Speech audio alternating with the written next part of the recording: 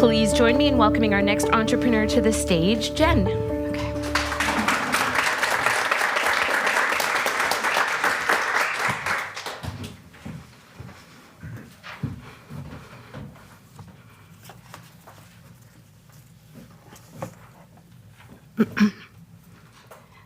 Good evening.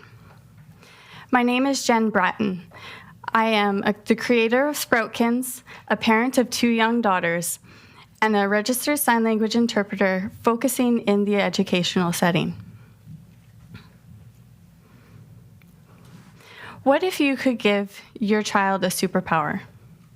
Imagine that they had the ability to name their emotions, to confront challenges, and connect with others, building emotionally intelligent adults of tomorrow.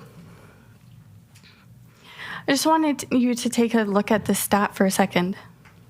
70% of adults with mental health challenges started to experience those in childhood and are still dealing with it today. Many people think that emotional intelligence is something that you inherit, that you're either born with or you don't have. But that's not true. It's something that is learned, that needs to be nurtured, developed throughout childhood into adulthood. This is where Sproutkins comes into play. Sproutkins is a soft, cuddly stuffed animal with 6 mini emotions that go along with the foundational emotions that we experience. As cute as they are, the real treasure of Sproutkins is actually the resources that come alongside it. Because we understand that it's the people in and around a child's life that have a huge impact on who they become later on. Through development of guidebooks, resources, vlogs, and blogs, connecting with professionals, parents, and those who are struggling to understand emotions, that's where the real value is with Sproutkins. And this is how we're going to do it. In a matter of 8 short weeks, when I first had this idea, we've created a prototype. From this point until the beginning of 2025, we're going to be focusing on the content because, as I stated, that's where the real important piece to our business is. I'm going to be getting out samples to a variety of people who I have identified in our target market so that they can use them in their professional fields as well as personal lives, collect that data, make any tweaks to the prototype that we may need, and get to work building our brand. Working with professionals to create the resources that will go online, as well as creating the brand. Who are we? At this point, I need to create the brand identity and create a trust for people looking at who we are. The goal is to officially launch in June of 2025 at various children's festivals around the Lower Mainland as well as the interior. And from that point, look at trade shows and different events that focus on the well-being and health of children. Now, you may look at this as conservative, and yes, I agree. 100 units in year 1 is not a lot. However, we want to focus on networking, creating connections with key players and stakeholders who are going to then take our products and take them to their audiences. So for year 1, it's all about networking. It's all about the people that we can meet. How many people can I have meetings with and show them who we are and what we're about? In year 2, we're going to look at a 300% increase over sales from year 1 and carry on like a snowball and just go forward and forward. Just to start up my business, this is what I'm looking at. With the prize money, there's 2 key pieces that I see as being how I would use the money. The first being third-party testing. We want to ensure that our products follow the safety guidelines and regulations for retail market. The other is to purchase raw material, and create the finished products to about 80% of our first year goal. But the true investment for Sproutkins lies in the impact that it will have on the next generation. Let's embrace your child's emotions as though they were a friend. Thank you.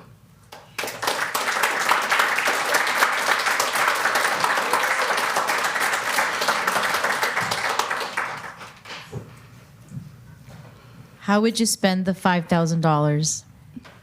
So the main part would be the third-party testing, because we want to make sure that these are going into the hands of young children. So to ensure that we are certified through safety as well as the design piece, that would be the first one. As well as being a product-based business, inventory is key. It's all about managing your inventory, and so the other piece of the prize money would be used to create that first go of products for market. Where are you getting your products from? So the first second 2 years, I'm looking at having them done locally, hiring, subcontracting local talent to produce our products. With the prototype, there's a pattern that's being created. And so keeping it local for the first 2 years until it makes sense to move it overseas or somewhere else. That's going to help with obviously cutting costs. But at this point, it doesn't make sense. Can I just add on to that? Sorry. So when you say keeping it local, can you just qualify that? So hiring people in the Lower Mainland who will be able to sew the final products.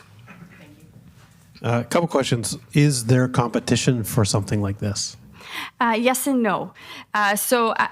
No, because there hasn't been a company that has taken a plushie or a stuffed animal and combined it with changing emotions.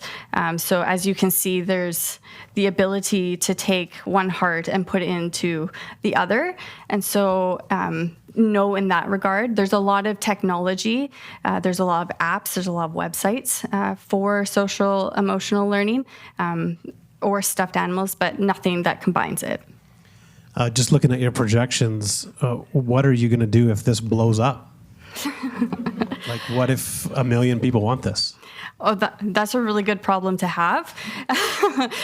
So the reason in year 3, I'm looking at about 500 units. Once I get to the point of needing 500 units or more, that's when it makes sense to hire overseas or a manufacturer at that point. I can get the cost down about 45%. But in comparison with such low order quantities to begin with, they're almost on par. So as a professor, I'm always thinking about content creation. Of course. So I want to better understand when you will start your online resources and website. Is it in year 1? Is it in year 2? What are the costs? Who will do that content creation for you? So part of it is going to start right away in 2025. So the focus so far is in the 8 weeks have been create a brand, create a product. There's going to be tweaks made, obviously, because it's a prototype, but I already have people on board who are going to use Sproutkins in their professional fields and provide me feedback and provide blogs, use Sproutkins in an article, that kind of way. There's also ghostwriting, contracting, clinical counselors, people who are their audience is children and use their expertise to then build a resource library for us online. How do you define success? Well, a success is being here tonight, quite frankly. To me, success would mean that someone has seen this product, they have used it in their life, and it's made an impact. If that's one person, that to me will be a success. If it blows up, like you said, and it impacts more people and it changes people's lives, the way that they connect with their child, the way their child experiences the day-to-day, that's success to me. Thank you, Jen. All right. Thank you very much.